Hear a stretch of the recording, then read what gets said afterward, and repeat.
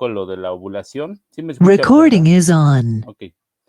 Entonces, empezaba desde la ovulación, aquí en el ámpula, que es justamente el sitio donde se ensancha la trompa de falopio, es donde se lleva a cabo la fecundación. Y veíamos como el cigoto, que ya es la unión o la célula, producto de la unión del óvulo y del espermatozoide, o de los pronúcleos del óvulo y del espermatozoide, decíamos que se llama ya cigoto, y el cigoto empieza a viajar a lo largo de la trompa de falopio. Entonces, decíamos que empieza a viajar, aquí se lleva a cabo la fecundación en el ámpula y empieza a viajar, ¿no? Para que llegue aquí al cuerpo del útero donde se va a implantar, tarda aproximadamente 6 días, ¿sí? 6 días en los cuales, pues bueno, llega y se implanta, prácticamente lo que hace es digerir las células del trofoblasto, que eran esas células externas, células de la masa celular externa, comienzan a digerir el epitelio del útero, ¿sí? O el endometrio. Lo empiezan a digerir y queda pues prácticamente dentro del epitelio endometrial. Retomando un poco esta imagen, pues recuerden que hablábamos, en un momento voy a empezar yo creo que a ver la parte de tejidos, pero aquí este epitelio, que bueno, en algún momento me preguntaron, es el endometrio, ¿no? Endometrio, y lo retomo porque ustedes van a hacer una disección, entonces van a identificar el endometrio, que es la parte interna, el miometrio, que es la parte muscular del útero, y el perimetrio, que es la parte externa del útero. Entonces, el endometrio es donde se va a implantar. Y ayer preguntaban acerca de los partos ectópicos, ¿no? Los partos ectópicos, pues en general son todos aquellos partos que se llevan fuera del lugar donde debe de ser la implantación. Es decir, si esta implantación debe de darse en el cuerpo del útero, pues hay veces que se da pues justamente aquí afuera, ¿no? Entonces, o sea, o incluso hasta en el ovario se puede llegar a fecundar el óvulo, o sea, se rompe y aquí pues ya están espermatozoides y aquí se puede llegar a ovular. Por eso se dice que a veces puede ser en cavidad abdominal o incluso pues puede ser en cualquier parte de aquí de la trompa de falopio. Entonces, aquí en alguna región de la trompa de falopio, como el ambiente hormonal está a favor de la gestación porque está predominando progesterona, pues bueno, el ambiente hormonal es idóneo y puede implantarse en alguno de estos sitios. O bien por ahí, pues el más conocido que cuando hablan de placenta baja, pues justamente es a nivel del cuello uterino, a nivel del cervix, dentro del útero, pero pegadito al cervix. Y por eso es que son tan riesgosos, porque generalmente pues causan hemorragias y muchas de estas, pues sí, generalmente hemorragias que pues obviamente ponen en riesgo la vida de la mamá. Por ejemplo, estos, ¿no? De placentación baja, que son, el embrión se implanta muy cerca del cervix y entonces, pues con el movimiento y todo eso, pues causa incluso a veces, pues que se den, que el útero o que el cuerpo detecte como que ahí está ya presionando el bebé y pues incluso pues, abortos y todo eso. Por eso es que pues generalmente a las mujeres que tienen un tipo de este tipo de gestaciones pues no pueden tener mucha actividad física, ¿no? Generalmente tienen que estar recostadas todo el tiempo y bueno, en lo menos posible pues tener alguna actividad física. Y bueno, los que se dan dentro del útero, aunque no es generalmente dentro del útero, pues sí, generalmente sí prosperan. Los que no, pues son los que están en la trompa de falopio, los que pueden darse a nivel por fuera de las fimbrias, a nivel ovárico, pues eso sí, generalmente, o más bien esos no prosperan. Entonces, bueno, vamos a empezar a ver la parte de la embriología y bueno, nuevamente voy a retomar un poco desde la fecundación, perdón, desde la gametogénesis hasta ya el desarrollo embrionario, ¿no? Entonces, prácticamente, si se dan cuenta, pues bueno, la embriología, que ya es la parte de lo que vamos a ver el día de hoy, pues va a estudiar todas las etapas del embrión, es decir, desde la formación del cigoto hasta la formación ya del feto, ¿no? Que ya es cuando ya están todas las estructuras formadas y ya proviene nada más una etapa de crecimiento del feto, ¿sí? Hasta antes del nacimiento. Entonces, por eso aquí dice, estudia las etapas del desarrollo que van desde la formación del cigoto, pasando por la formación de los esbozos. Cuando nos referimos a esbozos, nos referimos a las primeras estructuras que van a dar origen a los diferentes sistemas.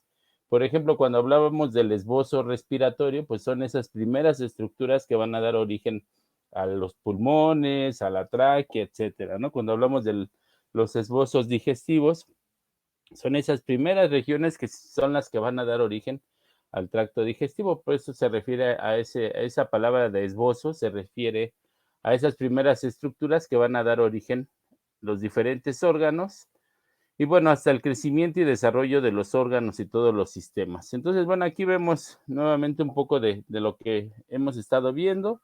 Aquí la formación del cigoto por la fusión del óvulo y el espermatozoide o de sus pronúcleos, formando una célula diploide.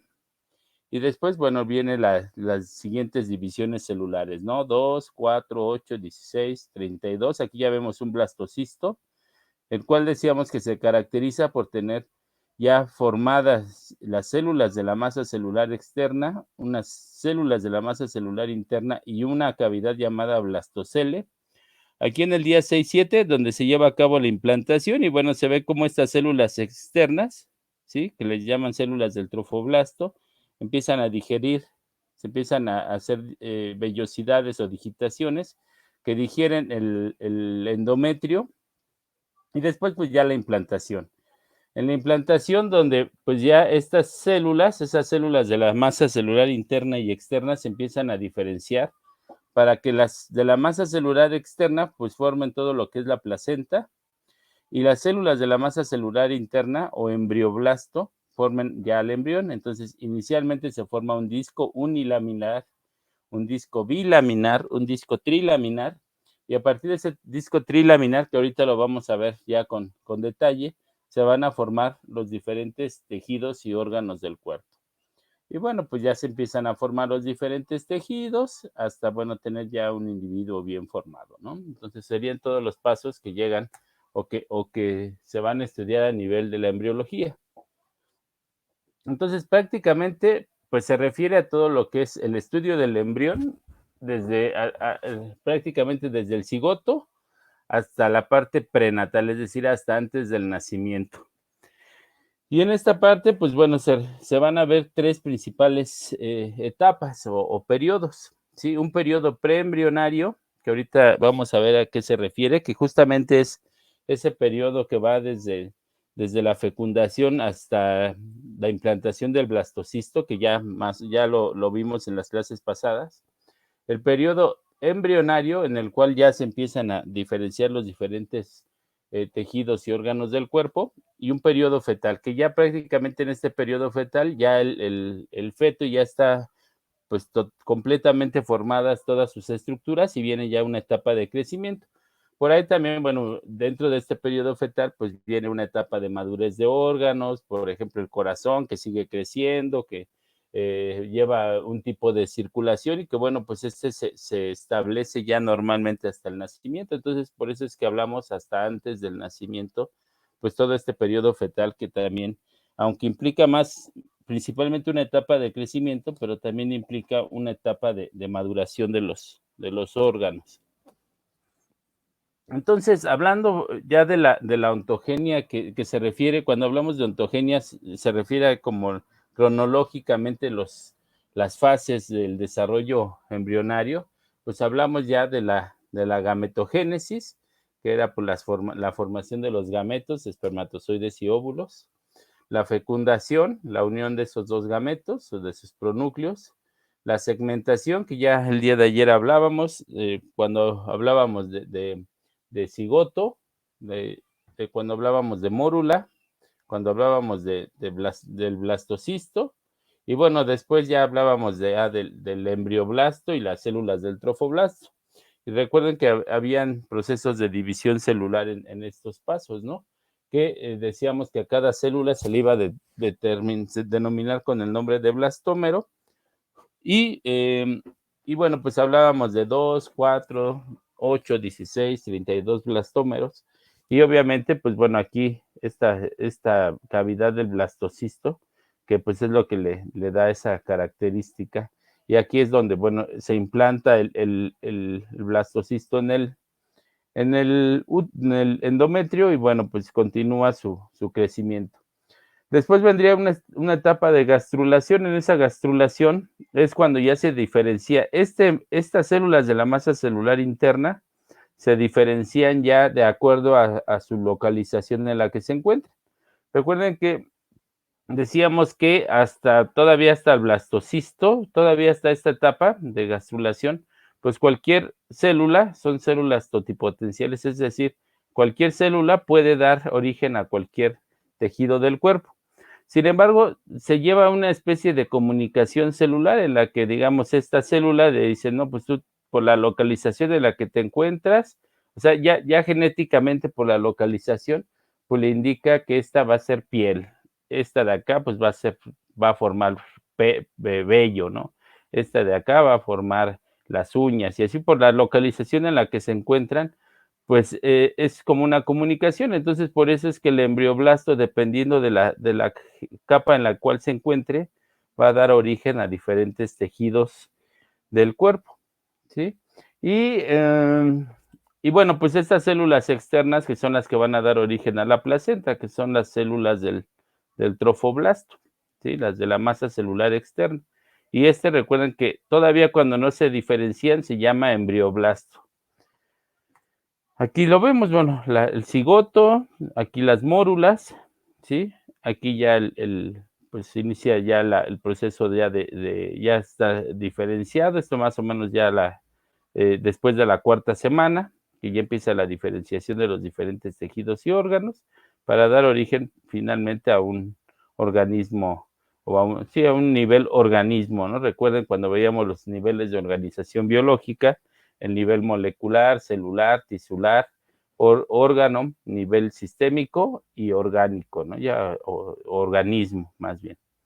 Y aquí pues veíamos parte de lo que acabo de mencionar, el espermatozoide y el óvulo. Se fertiliza el óvulo, uniendo los dos pronúcleos, los procesos de división celular. Y decíamos que aquí pues ya veíamos estas células que son el embrioblasto o células de la masa celular interna, las células de la masa celular externa en azul, ¿sí? Se diferencian muy bien aquí con los colores.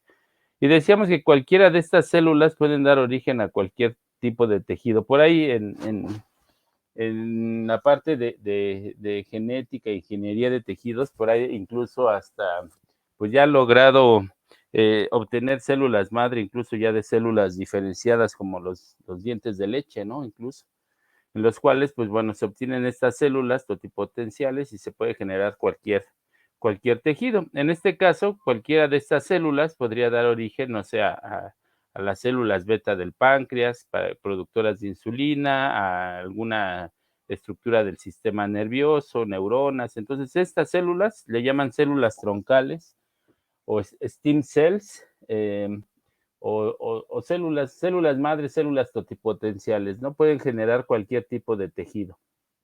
Incluso, bueno, en algunos casos se han llegado a implantar en tejidos ya diferenciados y parece que toman la forma de esos tejidos, como por ejemplo células cardíacas o de ese estilo. Entonces, por eso es que son importantes y por eso muchas veces hay bancos de células de cordón umbilical para tener justamente pues estas células indiferenciadas y si en algún momento se requiere, poder generar algún tejido del cuerpo si llega a hacer falta.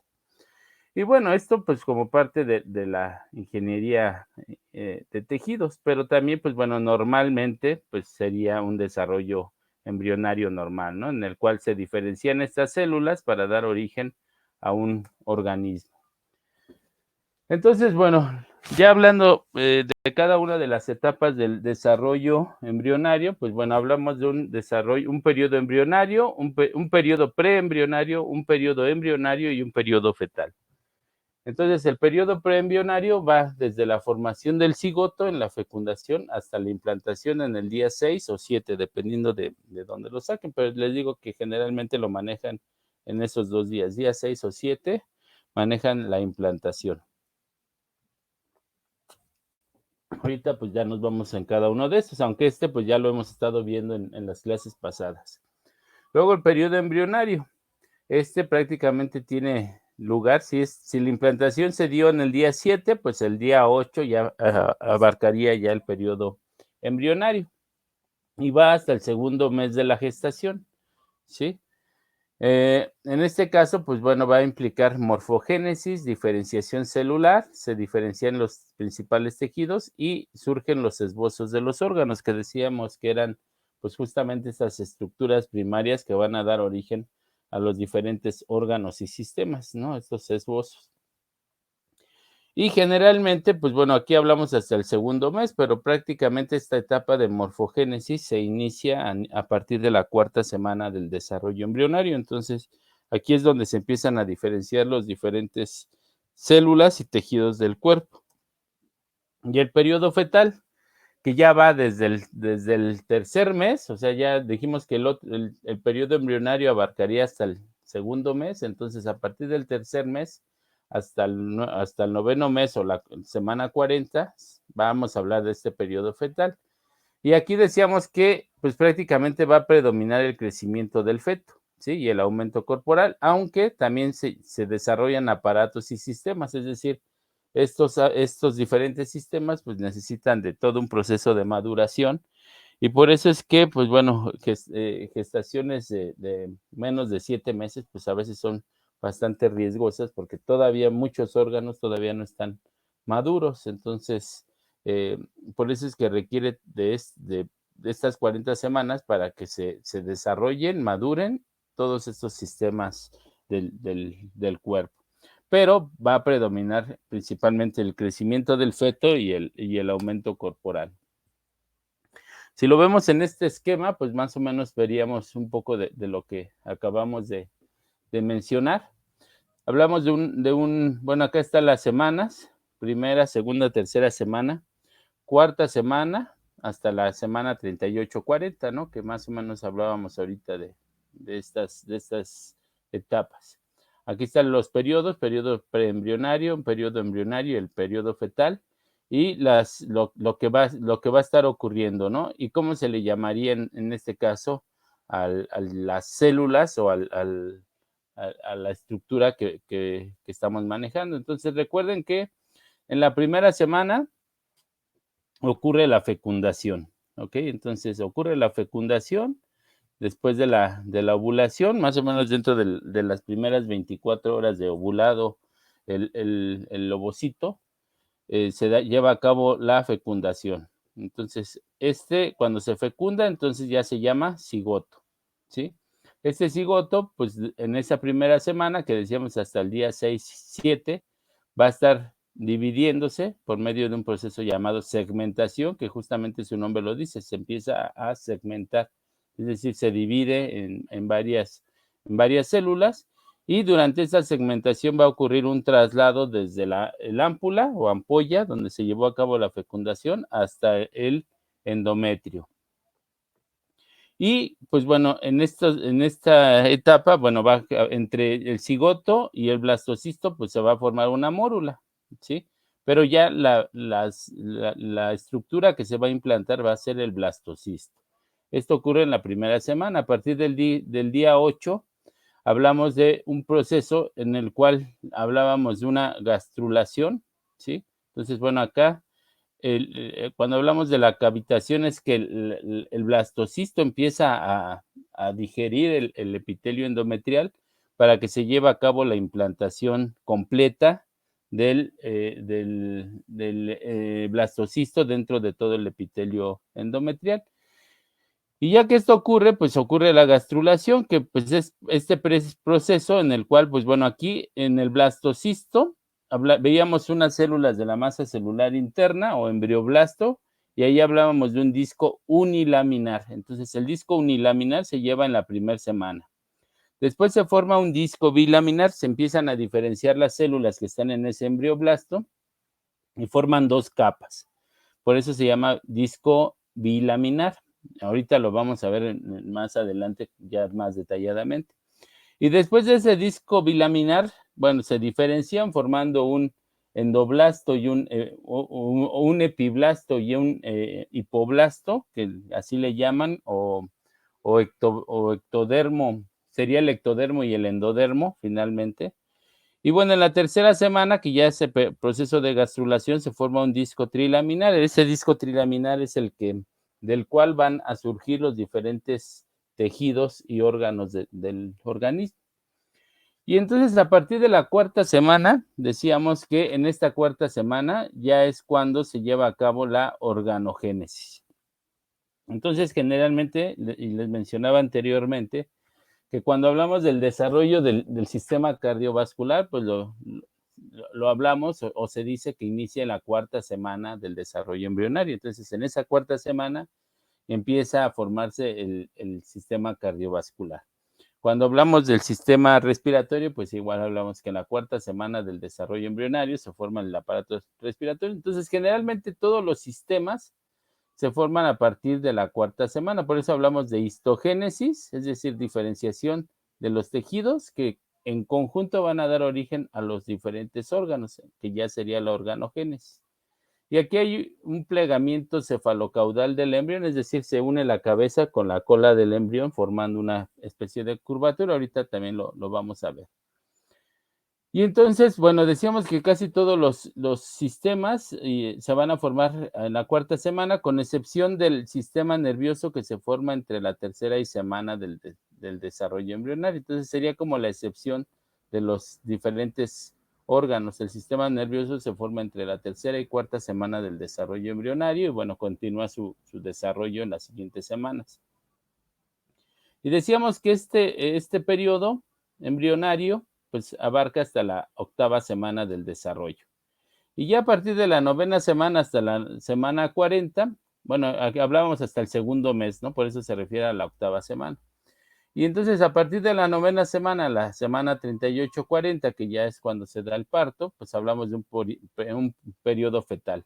Y ese periodo fetal lo que involucra es crecimiento corporal y bueno, ya a la estructura pues ya no se le va a llamar embrión, sino ya se le llama feto. A partir de la novena semana ya nos referimos como feto. ¿De acuerdo? Por eso se llama periodo fetal. Entonces vamos a retomar un poco de lo que hemos visto desde gametogénesis, pues ya vimos que la fecundación pues es la fusión del espermatozoide con un óvulo, en este caso un ovocito secundario, que al momento de unirse, al momento de entrar al ovocito, se reasume la segunda meiosis, dando origen a un óvulo maduro, en el cual pues bueno, se puede ya unir los dos pronúcleos, el pronúcleo del espermatozoide con el pronúcleo del óvulo, y formar ya un cigoto, ¿no? Una célula diploide llamada cigoto. Aquí se ve donde en el ámpula es donde se lleva a cabo la fecundación y después viene un mecanismo de transporte que era el que mencionábamos a lo largo de la trompa de falopio para llegar al útero, al endometrio y allí implantarse.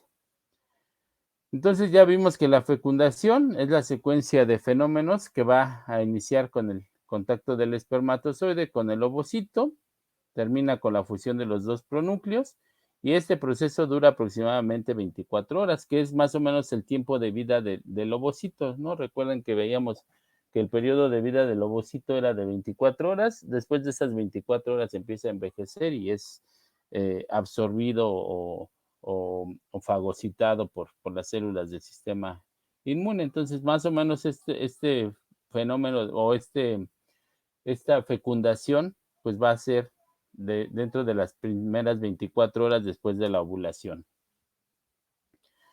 Ya vimos esto ya lo mencioné, que después de la fecundación se inicia la segunda división meiótica, se expulsa el segundo cuerpo polar, queda ya maduro el óvulo y entonces se puede llevar a cabo la fusión de los dos pronúcleos. Y con esto se restablece la diploidía, es decir, que ya tenemos una célula diploide con 46 cromosomas, 44 autosómicos y 2 cromosomas sexuales, dependiendo del tipo de espermatozoide. Si el espermatozoide era X, va a ser XX, dando origen a una niña, o si el espermatozoide es Y, formando XY, formando entonces un niño. Y bueno, aquí ya se hace la célula diploide. Y bueno, aquí vemos un poco del proceso de fecundación, ¿no? Que ya recordaremos, aquí estaba el espermatozoide, la primera barrera que tiene que... Sí, sí me escuchan, ¿verdad? Todavía. Sí. Ok, perdón. Sí, Sí, generalmente dejo esta pantallita porque cuando se me va, ya cuando desaparece esta, eh, pues se me fue la conexión. Por eso no le pongo ocultar, pero ahorita como me empezó ahí a fallar. Entonces, bueno, veíamos aquí el espermatozoide, que la primera barrera que tiene que atravesar son las células del cúmulo óforos o corona radiada. Decíamos que tiene las células de la corona radiada, ácido hialurónico, el espermatozoide hialuronidasas que rompen ese ácido hialurónico y permite la llegada a la zona pelúcida.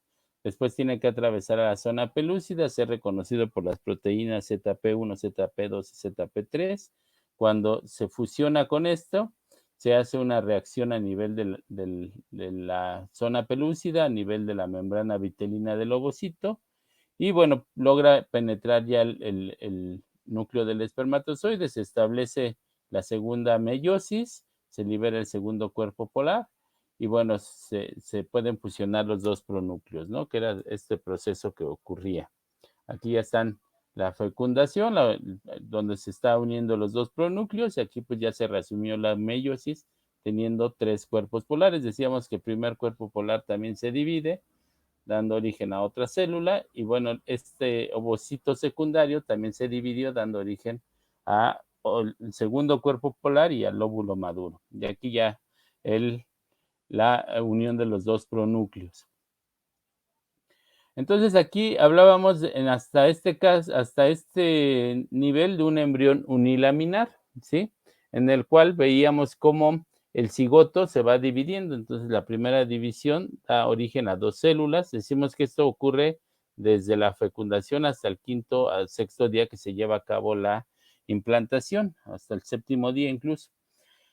Entonces, ya dijimos que se va dividiendo. Cuando son 16 células, aproximadamente ya se le llama mórula por su apariencia con forma de una mora, una zarzamora.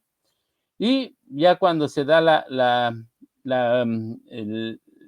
cavitación de alrededor de 32 células, hablamos de un blastocisto, ¿no? Y la cavitación se llama blastocele, ¿sí? Ese espacio que hay adentro es el blastocele. Y ya distinguimos entonces el citotrofoblasto, que son las células de la masa celular externa, y la masa celular interna, que sería el embrioblasto. Aquí lo vemos. El cigoto, 2 células, 4 células, 8 células, 16 células mórula, ¿sí? 32 células, aquí ya empieza a ver un blastocisto temprano, se empieza a ver ya la cavitación, aquí ya un blastocisto, el blastocele ya bien formado, las células de la masa celular interna y masa celular externa, y acá pues bueno, la implantación en el útero, ¿no? Y ya después, pues ya el blastocisto implantado y ya continúa con la siguiente etapa. Aquí, si se dan cuenta, es un solo disco, por eso se llama disco unilaminar. O sea, es un conjunto de células que todavía no se diferencian, pero forman una especie de disco llamado embrioblasto. Entonces, les digo, para que lo relacionen, cuando hablamos de embrión unilaminar, nos referimos a la primera semana del desarrollo, desde la fecundación hasta, bueno, la implantación. Aquí hablamos de un disco unilaminar y prácticamente ocurre, pues, todos estos procesos de segmentación. Aquí vemos 2 células, 4, 16 mórula, acá 32 ya con la cavitación, es el blastocisto. Y nuevamente retomando un poco de esto, aquí ya estaría el blastocisto ya en el endometrio. Aquí estaría esta de color rosa, las células de la masa celular externa o trofoblasto. Cada una de estas células dijimos que se llaman blastómeros, entonces estas serían las células del trofoblasto. Estas de azul, la masa celular interna o embrioblasto. Y aquí pues, nos referimos a un disco unilaminar, la cavidad del blastocisto o blastocele y nada más. Ya vimos, bueno, todo el recorrido. Todo esto ocurre durante la primera semana y nuevamente se llama embrión unilaminar, que va desde la fecundación hasta la implantación. Y bueno, aquí vemos que la implantación, pues prácticamente estas células del trofoblasto, decíamos que tienen enzimas proteolíticas que lo que hacen es digerir prácticamente el epitelio del útero, este endometrio, lo digiere y pues prácticamente lo deshace para quedar inmerso dentro del endometrio. Entonces queda dentro del endometrio el embrión, ¿sí? Precisamente por esa digestión de estas células del trofoblasto y queda cubierto por el epitelio endometrial. Después viene ya el periodo llamado embrionario, ¿sí? Que sería el siguiente periodo, que va desde la segunda semana hasta la octava semana del desarrollo embrionario, que decíamos hasta el segundo mes.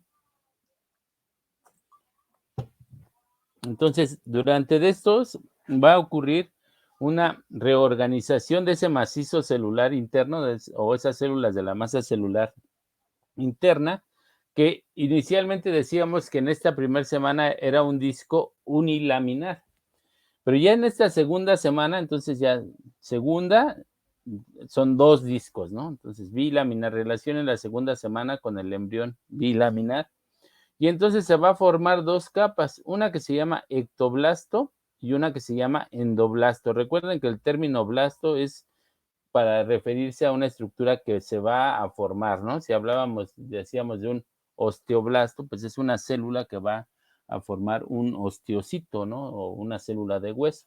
Entonces el término blasto o neuroblasto, una célula que va a formar una neurona, pero todavía no está diferenciado. Entonces forma estas dos estructuras que al final va a dar origen al ectodermo y al endodermo.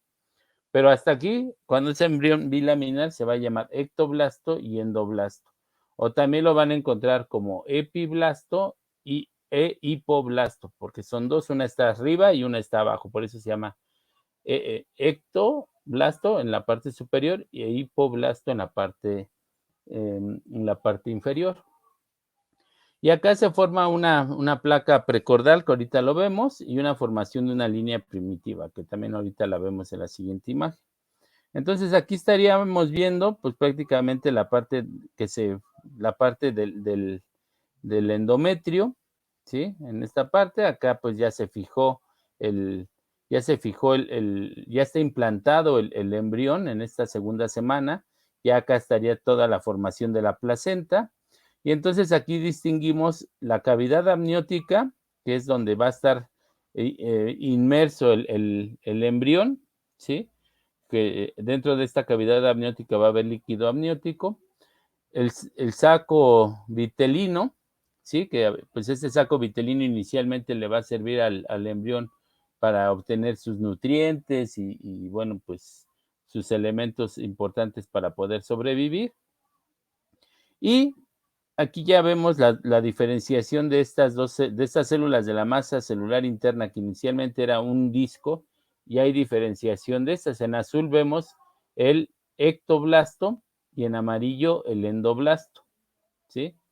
O si se dan cuenta aquí, pues viene como epiblasto y el de acá abajo el hipoblasto. Entonces, cualquiera de los dos términos está bien dicho. Entonces, si lo vemos, pues se llama disco porque es una especie de disco. Si lo viéramos ya en un corte transversal, veríamos que es un disco y pues prácticamente lo veríamos así. Acá está la línea primitiva que mencionábamos. Por acá estarían las membranas bucofaringias. Y este disco de arriba sería en azul, que corresponde al ectoblasto, y la amarilla al hipoblasto o endoblasto.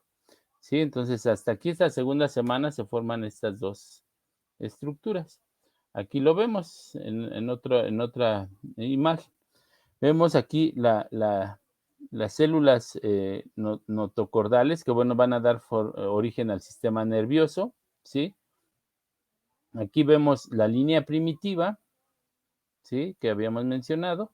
Y bueno, acá lo que es la membrana bucofaringia, que pues nos va a dar origen a la parte de la cara, o va a formar parte de la cara, de la boca y todas estas estructuras, y acá la membrana cloacal, que va a dar origen posterior a toda la parte del sistema digestivo y sistema urinario, y que, bueno, posteriormente se van a separar. Pero entonces vamos a tomar en cuenta que hasta aquí todavía es un disco, un disco bilaminar, pero ya en la tercera semana, a partir de este disco, a partir de, permítanme, no sé por qué se me está moviendo. A partir de ese disco bilaminar, veíamos, empieza a partir de la línea primitiva, que ya habíamos observado, empieza a haber migración de células a la parte intermedia de estas dos capas del ectoblasto y el endoblasto. Entonces vemos que a partir de este ectoblasto, de esta capa superior que vemos de color azul, y de esta línea primitiva empieza a haber migración de células hacia la parte intermedia, es decir, por eso no se ve, digamos que está ocurriendo entre estas dos capas esa migración y esa proliferación de células. Entonces empieza a haber una tercera capa que se va a formar entre estas dos. Y por eso es que en esa tercera semana se le va a conocer como disco trilaminar. Y entonces recuerden, tercera semana trilaminar, ¿no? Ya se forma el tercer disco. Y a este proceso se le denomina con el término de gastrulación. Entonces ya aquí ya se forma el disco trilaminar y a este embrión se le denomina con el nombre de gástrula. Entonces ya vimos, ¿no? Se da la formación de la línea primitiva. Vemos que en la superficie dorsal está el ectodermo. Vemos que hay un alargamiento progresivo hacia la parte inferior, hacia la parte caudal. Y con esto pues se va a formar esta tercera capa, ¿no? Vemos que la masa celular interna se convierte en un disco embrionario trilaminar. Aquí ya lo veríamos en un corte, ¿sí? Ya veríamos aquí, si viéramos al embrión cortado en esta forma, podríamos ver aquí el ectodermo, que es la parte superior del embrión. Aquí veríamos el mesodermo, que sería por la migración. Recuerden, aquí estaba la línea primitiva. Si viéramos esto como un disco, ¿sí? Aquí estaría la línea primitiva y decíamos que a partir de esa línea primitiva había migración de células hacia la parte intermedia, formando esta tercera capa que se le denomina con el nombre de mesodermo. Y la que vemos aquí en amarillo, que es el endodermo. Entonces, este era el ectoblasto y el endoblasto. Entonces, ya cuando se diferencia a embrión trilaminar, ya se le denomina ectodermo, mesodermo y endodermo, ¿sí? Y acá hacia abajo estaría el saco vitelino y acá pues estaría la parte del saco amniótico. Entonces, en esta gastrulación se da la formación del mesodermo, como ya vimos, a partir del ectodermo, de la línea primitiva, empieza a haber migración de células hacia la parte interna, formando ese mesodermo. Eso va a ocurrir alrededor del día 16. Este mesodermo se va a ubicar entre el ectodermo y el endodermo. Se forma el mesénquima intraembrionario y se forma o pasa de ser un embrión bilaminar a ser un embrión trilaminar. Aquí pues vemos un poco de esto. Aquí estaríamos viendo prácticamente la cavidad amniótica, el amnios. Acá estaríamos viendo el saco vitelino. Y aquí pues bueno, el embrión todavía unilaminar. Sí, acá ya vemos la diferenciación. Bueno, aquí estaríamos viendo el hipoblasto y epiblasto. Si lo viéramos como disco bilaminar, estaría ubicado así. Aquí ya veríamos ya esta formación, la cual se forma el ectodermo, el mesodermo y el endodermo, que sería esta capa de aquí. Nuevamente el saco vitelino y acá la cavidad amniótica. Y entonces pues quedaría el embrión formado así. Acá, si se acuerdan, aquí estaba la cavidad amniótica, entonces queda el embrión dentro de esa cavidad amniótica que decíamos que lo va a proteger de golpes y rozamientos. El saco vitelino, que le sirve inicialmente como parte de la obtención de nutrientes al embrión. Y pues bueno, acá unido por medio del cordón umbilical a la placenta y bueno, la placenta a la mamá, unida a la mamá. Bueno, en este caso al endometrio. Entonces ya vimos que en este desarrollo embrionario se distinguen estas fases: segmentación, gastrulación y organogénesis. Y entonces ya vamos a hablar de esta organogénesis, porque ya vimos la gastrulación, está la formación del disco trilaminar, ¿sí? Entonces ya después de ese disco trilaminar se van a diferenciar los diferentes tejidos y órganos del cuerpo. Entonces ya entraría la parte de organogénesis. Entonces ya vimos nuevamente, segmentación es el proceso que va de divisiones mitóticas que va a sufrir el cigoto hasta la formación del blastocisto.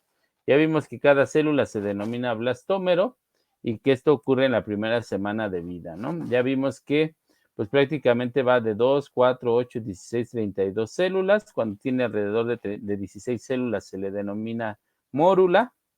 Y aquí está la mórula. Cuando pasa de 16 a 32 células, se le llama ya blastocisto, ¿sí? Y ya vimos lo del embrioblasto, que son las células de la masa celular interna, y el trofoblasto, que son las células de la masa celular externa, que van a dar origen a la placenta, ¿sí? Aquí ya vimos todo ese proceso, que ya lo hemos estado viendo constantemente, desde 2 células, 4, 8, mórula, 16 células, luego el blastocisto ya con su cavidad y acá el proceso de implantación. Entonces ya vimos esa segmentación que finalmente va a terminar con el proceso llamado implantación o anidación en el día 6 o 7. Y pues prácticamente este trofoblasto, ¿sí? Que va a tener va a formar unas vellosidades coriales, van a hundirse en la cavidad o en la mucosa uterina hasta que el blastocisto va a quedar completamente envuelto, ¿sí? Esto, bueno, ya lo había mencionado.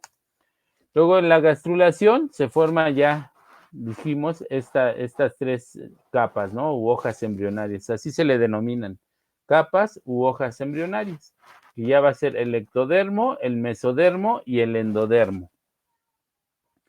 Y aquí pues ya dijimos que se van a formar los órganos que intervienen en la protección y nutrición del embrión, que son aquellos que les llaman anexos embrionarios, que pues es prácticamente toda la parte de la placenta, como el corion, el saco vitelino, que recuerden esa estructura que decíamos que inicialmente les sirve para nutrir al embrión, el amnios, que también forma parte de las estructuras de la placenta, todo el mesénquima extraembrionario y el alantoides. Todas estas van a formar parte de la placenta. Y esta gastrulación, pues ya vimos que se forma entre la segunda y tercera semana de vida. Por eso es que pasa de ser un disco bilaminar a un disco trilaminar en la tercera semana de vida. Entonces ya vimos que pues los blastómeros del endodermo y el ectodermo van a formar el otro disco embrionario, ¿sí? A partir del cual se va a formar el embrión. Vemos que el saco vitelino va a servir para nutrir al embrión hasta que se establezca la circulación materno-fetal, y el alantoides, que es inicialmente como la primer placenta, va a servir primero como depósito de productos de excreción y después va a intervenir en los procesos de respiración y nutrición para el embrión, que es pues prácticamente lo que correspondería a la placenta. Entonces, bueno, aquí parte de esto, el amnios, que también ya lo mencioné, rodea al embrión y lo protege de golpes o rozamientos. El mesénquima extraembrionario, ¿sí? Va a formar parte también de la placenta, y bueno, el corion, que va a formar las vellosidades placentarias, que son las que se van a fijar directamente con el epitelio uterino. Y entonces ya hablamos ya de la última etapa, que ya proviene después de la gastrulación, que ya es la organogénesis. Entonces, hasta la gastrulación todavía era el embrión trilaminar, y en esta organogénesis, pues prácticamente es donde se van a formar los diferentes tejidos y órganos del cuerpo. Entonces ya vimos que este disco trilaminar se forma hasta la tercera semana. Ya se ha formado el ectodermo, el mesodermo y el endodermo. Y después de que ya se diferenciaron los diferentes tejidos, ya vendría un proceso de crecimiento del feto, diferenciación de tejidos, y la formación de los diferentes órganos. Entonces, esto ocurriría a partir ya de la 4ª semana del desarrollo embrionario, esta etapa de organogénesis. Perdón. Bueno, ya vimos que en estas primeras fases el saco amniótico va a aumentar de tamaño, el bebé queda, o en este caso el embrión todavía queda flotando en el líquido amniótico y se va a comunicar por medio del cordón umbilical, que también ya lo había mencionado en las diapositivas pasadas, donde se veía la unión ya del bebé con el cordón umbilical. Y durante este proceso, pues las vellosidades placentarias se van haciendo más grandes, se van ramificando, y también es importante mencionar que se empieza a inducir a la angiogénesis. ¿Qué es la angiogénesis? Pues es la formación de vasos sanguíneos, justamente para llevarle grandes cantidades de sangre al embrión o al feto, y este pueda continuar con su crecimiento. Entonces, a esas vellosidades placentarias, ¿sí? Esas vellosidades que se formaron a partir de las células de la masa celular externa, se le va a denominar placenta fetal, ¿sí? Y a la unión de estas vellosidades con el endometrio, digamos que al endometrio se le va a denominar placenta materna. A la unión de ambas se le va a llamar, placenta materna, y a la unión de esta placenta materna con la placenta fetal se le va a denominar a las dos placentas. Y bueno, pues aquí esto ya lo habíamos visto en la clase pasada, ¿no? Que la función de la placenta pues es importante porque aquí el embrión o el feto va a obtener los nutrientes, va a servir como pulmones, pues le va a llevar oxígeno. Y también el feto, pues bueno, puede ahí echar sus productos de excreción, ¿no? Todo lo que son desechos, incluso pues el CO2, ¿no? Que son los gases que también produce el feto. Y bueno, vemos que la placenta va a desempeñar funciones que tras el nacimiento serán propias de los pulmones, el intestino, el riñón, y que bueno, el cordón umbilical se une al feto por medio de se une al feto con la placenta. Entonces, bueno, ya prácticamente para terminar con esto, vamos a ver qué órganos se van a formar a partir de este disco trilaminar, que pues ya es justamente a partir de esta 4ª semana del desarrollo embrionario, donde se forman los diferentes tejidos y órganos del cuerpo.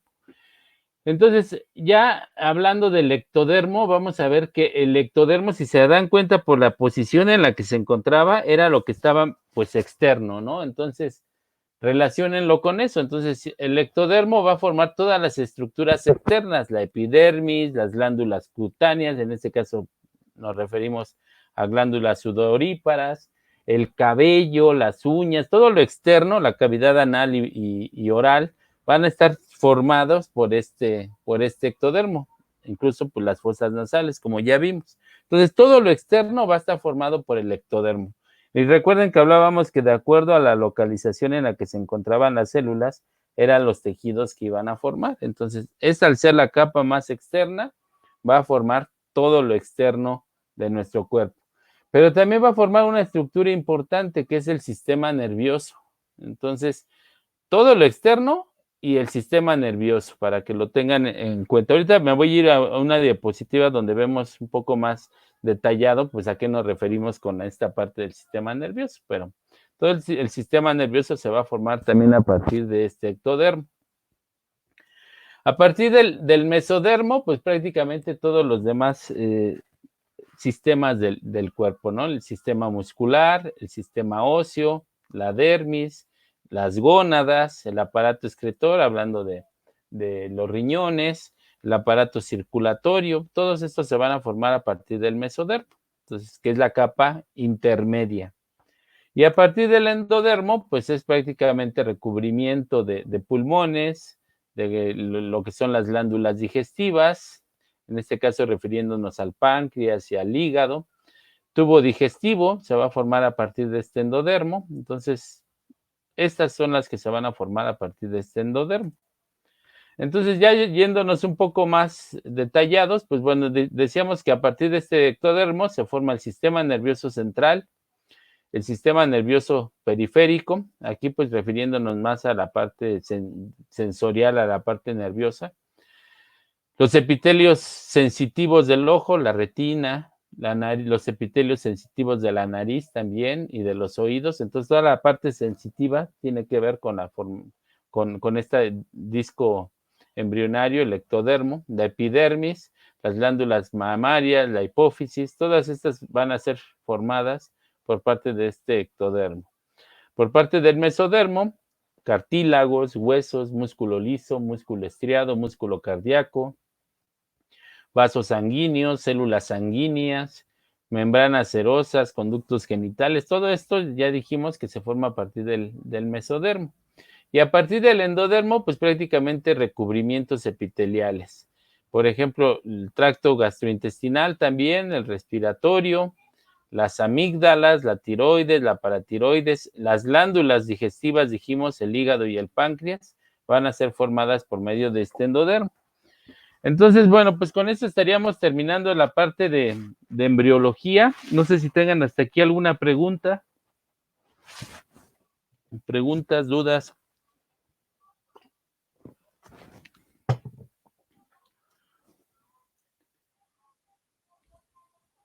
¿No tienen preguntas? ¿Esta todavía no la subo, esta presentación? O no, creo que esta todavía no la subo. La subo en un ratito más para que tengan el material para estudiar. ¿Tienen preguntas? Por mi parte, no. Ok. Bueno, pues miren, pues bueno, con esto terminamos la parte de embriología y toda la parte desde gametogénesis a embriología, que cubría la primera unidad del curso.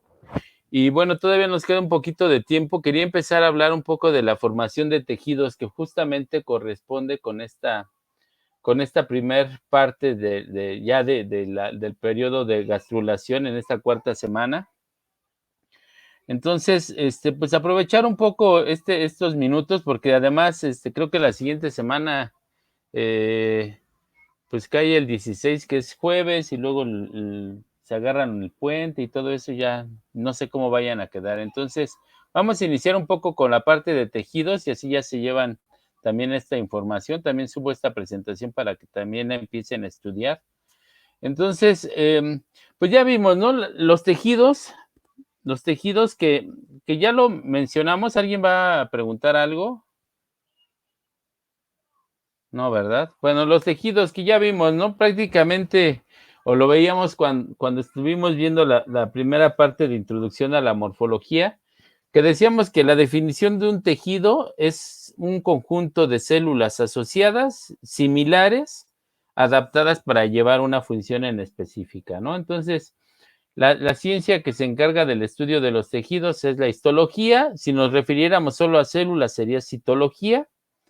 Y, pues bueno, en este caso, esta combinación de células similares adaptadas, pues van a formar los diferentes tejidos, y los diferentes tejidos se van a unir para formar los diferentes órganos. Entonces, bueno, esto ya lo definimos en la diapositiva pasada.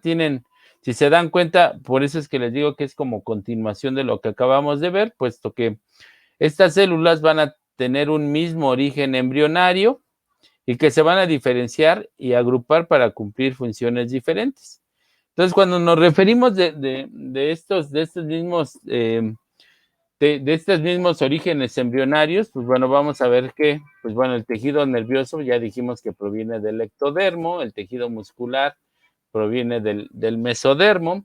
En el caso de los epitelios de recubrimiento, pues bueno, van a provenir del endodermo. Entonces, bueno, vemos que cada uno de estos va a tener un origen embrionario, que ya lo vimos a partir de este disco trilaminar que acabamos de ver. Entonces, independientemente de los libros donde consulten, porque a veces dentro de las clasificaciones de tejidos, pues ponen así una serie de clasificaciones bastante grandes. Entonces, bueno, pues principalmente van a ser cuatro tipos de tejidos los que van a englobar prácticamente todos los diferentes tipos de tejidos, ¿no? Entonces va a ser el tejido epitelial, que tiene una escasa especialización, ¿sí? O sea, sí tiene especialización, pero es escasa, y su principal función es la de recubrir. Recuerden cuando veíamos el endometrio, veíamos que era un epitelio endometrial o epitelio uterino, y pues prácticamente lo que hacía era recubrir la parte interna del útero. Entonces, bueno, retomamos un poco esto. Entonces, los epitelios son tejidos que su principal función es recubrir ya sea una estructura interna o una estructura externa.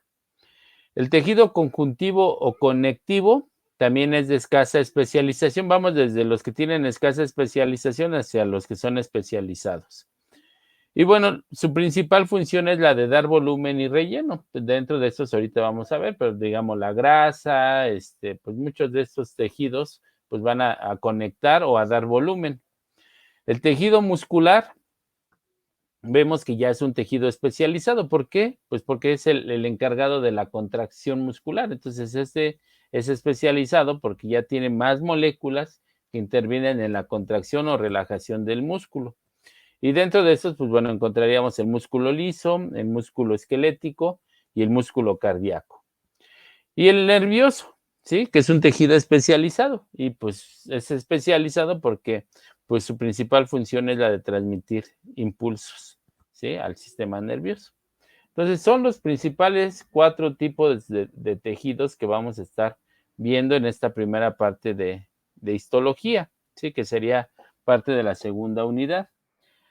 Entonces, bueno, pues prácticamente vamos a ver cada uno de estos tejidos. Obviamente no nos va a dar tiempo de ver todos, pero vamos los más que podamos abarcar. Pero ya dijimos, ¿no? Prácticamente el primer tejido, que es el tejido epitelial, pues dijimos que es un tejido que va a encargarse de recubrir. Entonces va a formar una lámina continua de células, y van a estar estrechamente asociadas entre sí. Se dice que, bueno, sus uniones son uniones fuertemente adheridas, ¿sí? Y por eso es que son muy difíciles de separarlas. Ahorita vamos a ver un poco de estas uniones celulares, que incluso llegan a aparecer como forma de cierres, lo cual pues hace que se adhieran esas células muy fuerte entre ellas. Vemos que es una capa celular que tapiza una superficie externa o interna, ya lo había mencionado, y vemos que hay una gran variedad de estas formas de tejido epitelial, ¿sí? En este caso, cada una se va a especializar en una o más funciones en específica, aunque dijimos que tiene poca especialización, pero vamos a ver algunas de sus características. Vemos que en el caso de los vasos sanguíneos, ¿sí? No van a penetrar en el epitelio, por lo que estos van a depender de difusión para alimentarse. Entonces, dentro de los epitelios no va a haber vasos sanguíneos, sino que pasan por debajo de estos epitelios, estos vasos sanguíneos, y gracias a estos pueden obtener sus nutrientes y obviamente oxígeno, y ahí mismo vertir sus desechos. Entonces, bueno, vemos que puede generarse a partir de cualquiera de las capas embrionarias, ya que su principal función es la de protección. Y vemos aquí un poco de esos ejemplos. Por ejemplo, la epidermis, que ya vimos que tiene origen ectodérmico. El epitelio intestinal va a tener origen endodérmico. Y el epitelio pleural, que es el de los pulmones, va a tener origen mesodérmico, ¿sí? Entonces puede tener origen de cualquiera de estas 3 capas embrionarias, que son las que acabábamos de ver.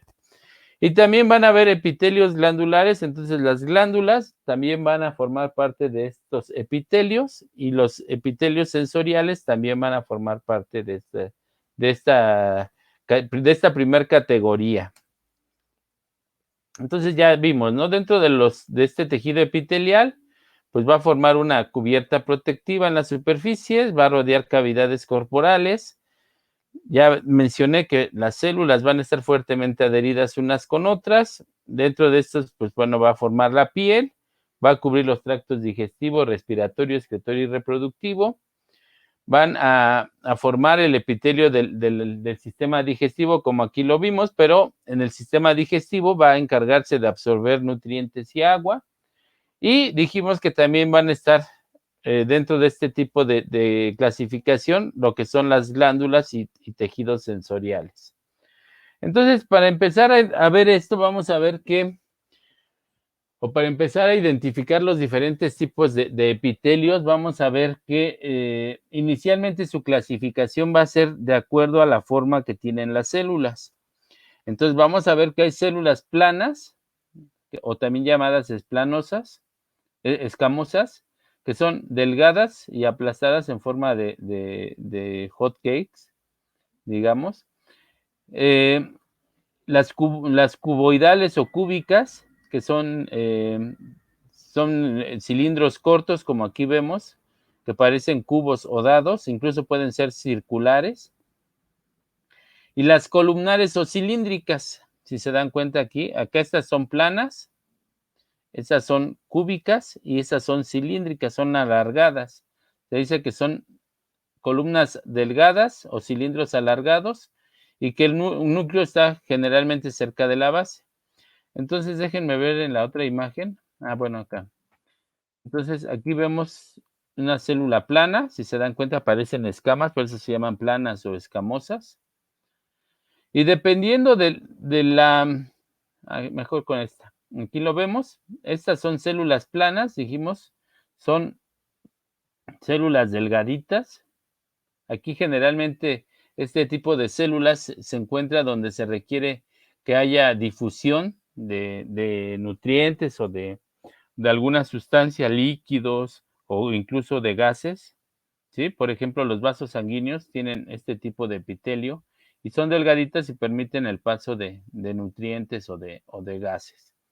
Luego, el epitelio cúbico, que si se dan cuenta, tiene forma de dados o incluso pueden ser circulares. Estas células son células cortas. Y acá estaríamos viendo los epitelios cilíndricos o columnares, ¿sí? Las células son alargadas. Entonces, la clasificación inicial va de acuerdo al tipo de célula. Los tipos de célula son 3: planas, cúbicas o cilíndricas, ¿sí? O escamosas, cuboidales y columnares. Cualquiera de los 3 de los términos está bien, pero pues generalmente estas les llaman planas, cúbicas y cilíndricas. Y de acuerdo a la región donde se encuentre, pues bueno, puede tener cilios, que son estas como vellosidades, ¿sí? O algunas células que acompañen este tipo de tejidos, o pueden tener diferentes capas. Y a eso voy ahorita, ¿no? A de que, bueno, inicialmente es de acuerdo al tipo de célula. Entonces, plana, cúbica o cilíndrica. Y ahora nos vamos al número de capas. Entonces, para poder entender la clasificación. Entonces, si es solo una capa de células, se le va a denominar como un epitelio simple, ¿sí?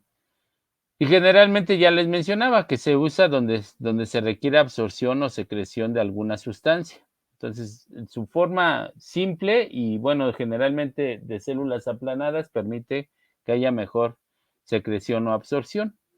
Luego, si tiene más de una capa, como podemos ver aquí, se le va a denominar estratificado, es decir, tiene varias capas, tiene 2 o más capas.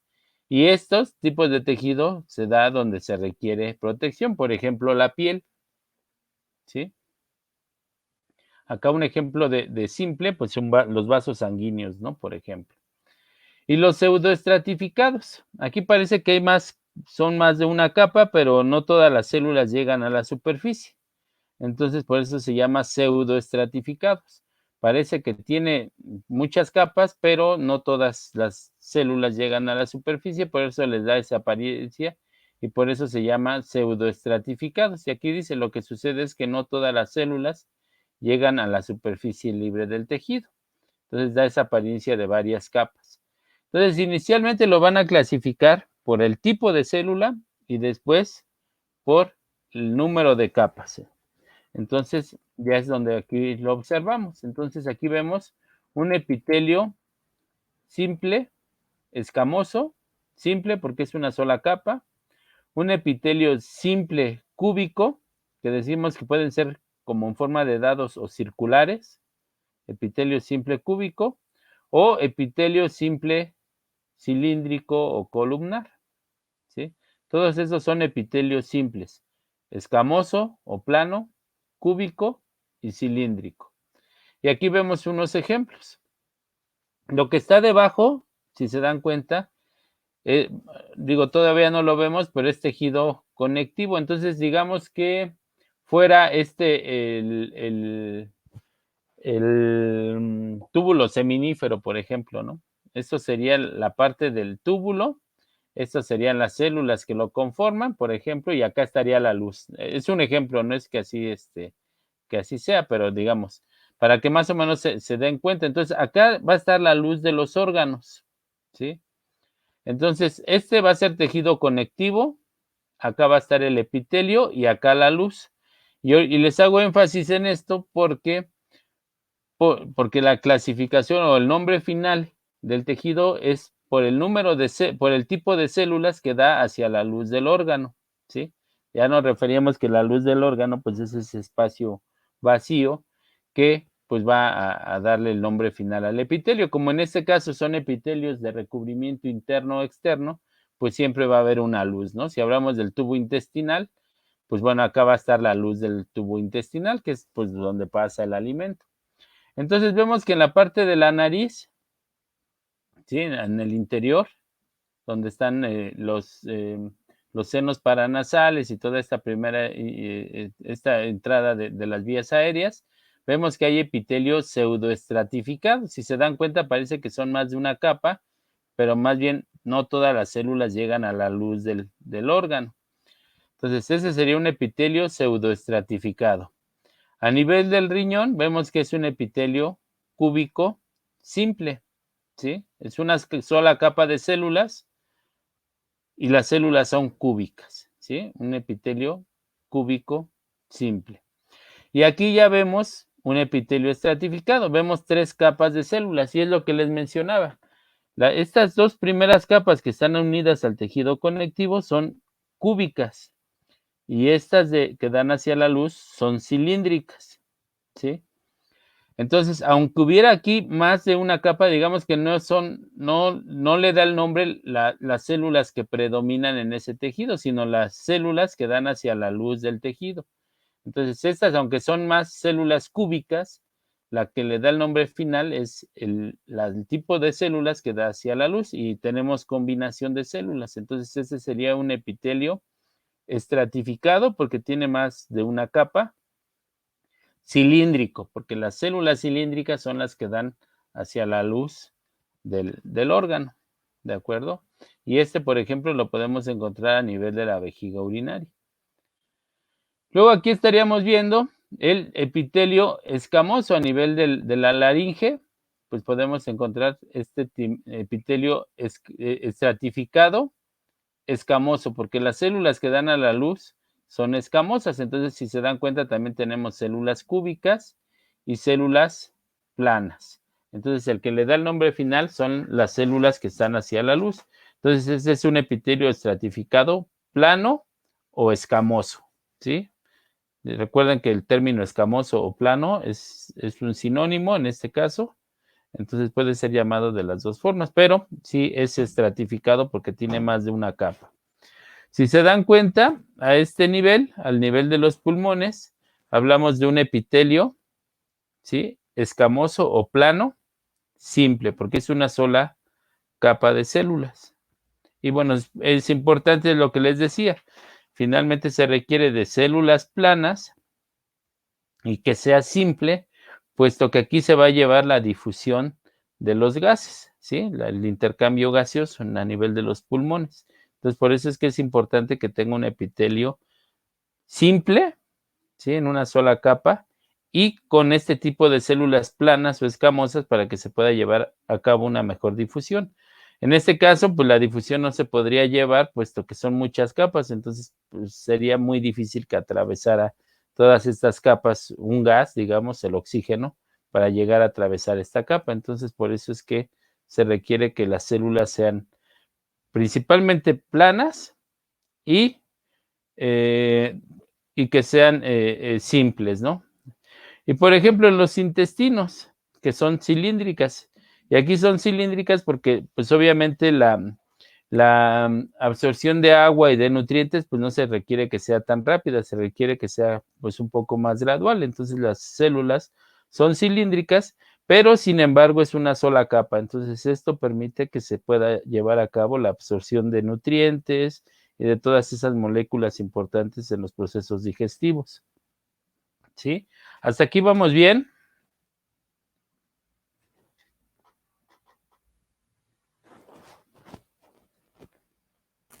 Sí. Ok, bueno, y bueno, mencionar un poquito de las uniones.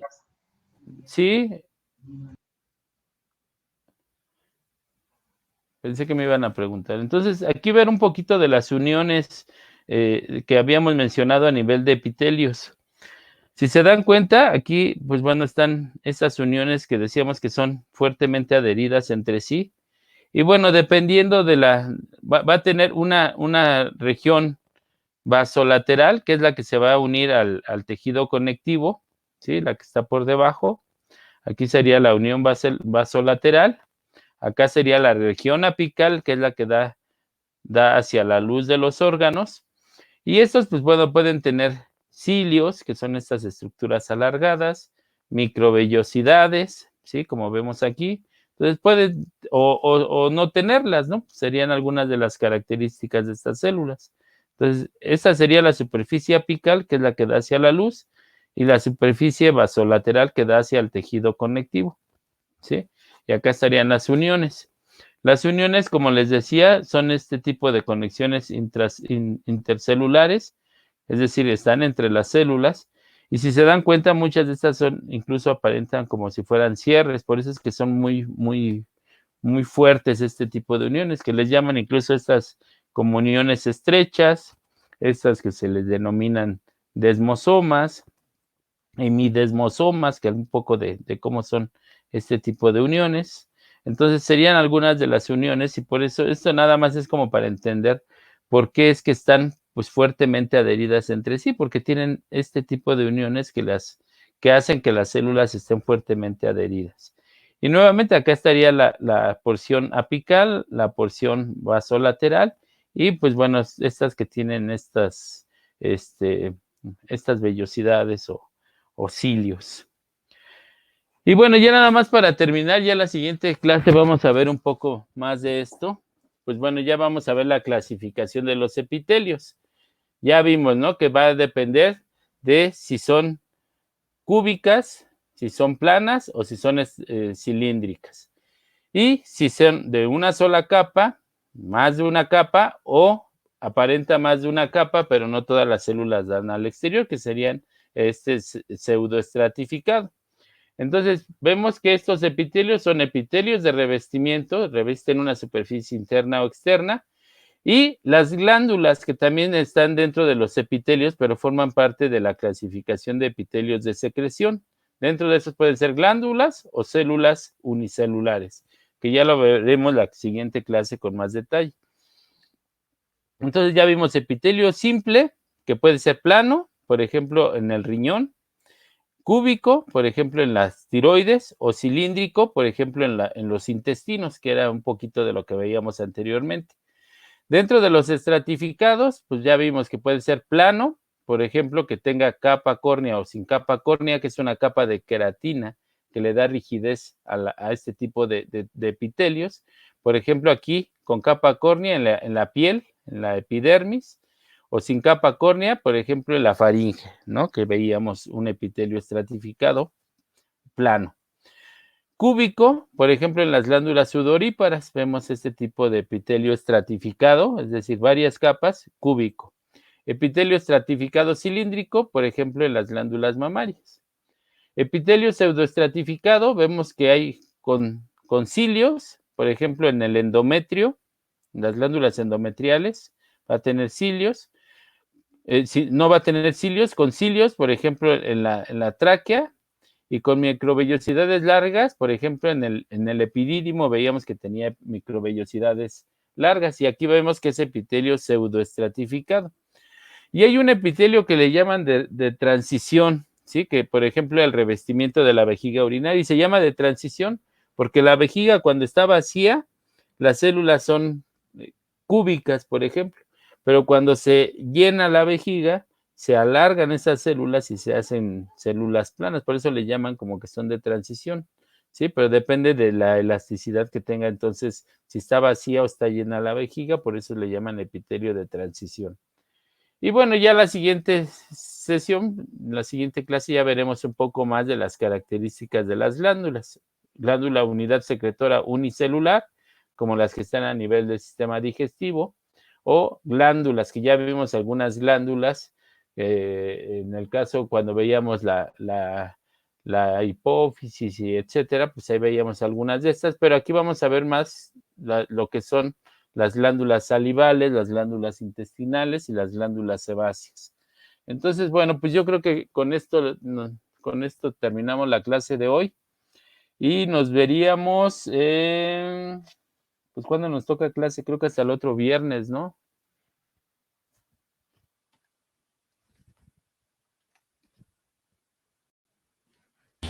¿No es el jueves? ¿Perdón? ¿No? Que si no toca jueves. Sí, pero el jueves no es 16. Sí, es feriado, ¿no? Es feriado, sí. Entonces, bueno, nos veríamos creo que hasta el próximo viernes. Y bueno, pues cualquier cosa estamos en contacto por el grupo de WhatsApp. Si tienen dudas de sus reportes, identificación de estructura, ya saben que los puedo apoyar con eso. Y bueno, pues nos vemos en la próxima clase. Que tengan buen día. Buen día, profe. Hasta luego. Gracias. Hasta luego, profe. Hasta luego. Hasta luego.